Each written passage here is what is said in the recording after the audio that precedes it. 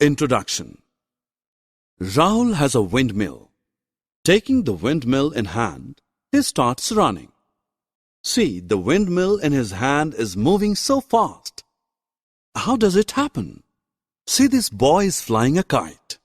The kite flies so high. How does it fly? The windmill moves due to movement of air, and so does the kite fly. Objectives.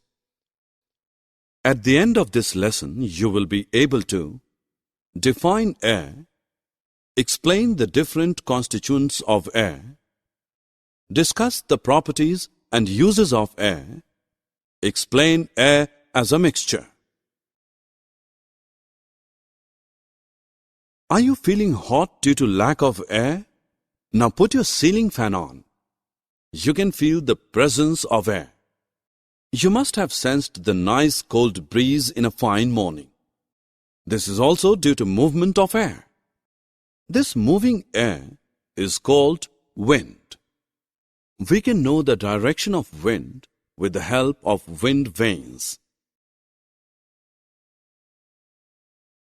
Air is colorless and enables us to see everything through it as it is.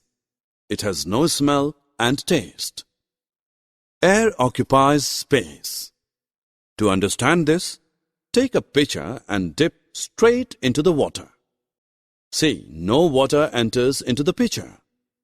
Now tilt the pitcher slightly. See, the air bubbles are coming out of the pitcher and water starts entering into it. So you can see that the pitcher is not empty. Air that was present in the pitcher is coming out. This shows that air occupies space. Inflate an air pillow. What do you see? It grows in size. This shows that air occupies space and has no definite shape. Air has weight as well.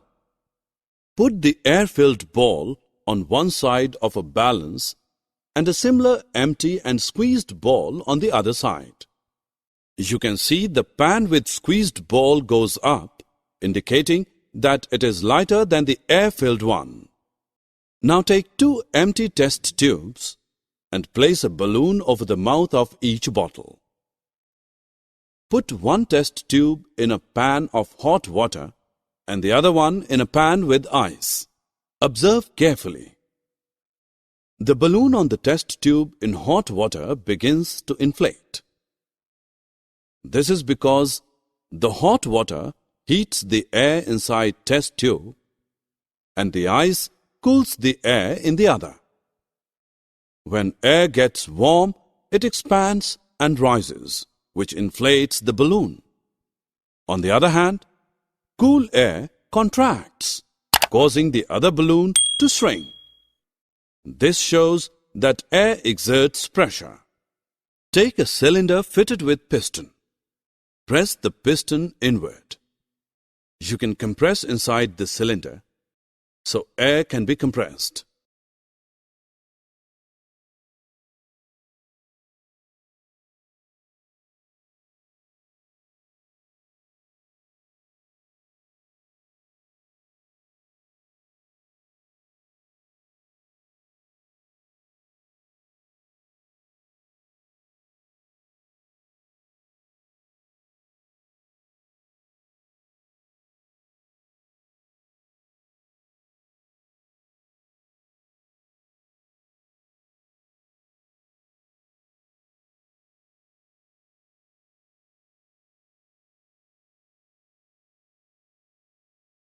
When you take out a water bottle from the freeze, some water droplets appear on the outer surface of the bottle. Where do the water droplets come from? Is water leaking through the bottle? No, it's not the case. Water vapor present in the air turns back into liquid when it touches the cold outer surface of the bottle. This proves air contains water vapor. Now take lime water in a test tube. With a syringe, blow some air through this solution. You can see that lime water turns milky. This indicates the presence of carbon dioxide in air. Put your torchlight on while walking through a dark place. You will see tiny shining particles moving in the beam of torchlight. These are the dust particles present in air. All these activities bring us to conclusion that air is a mixture of gases and dust particles.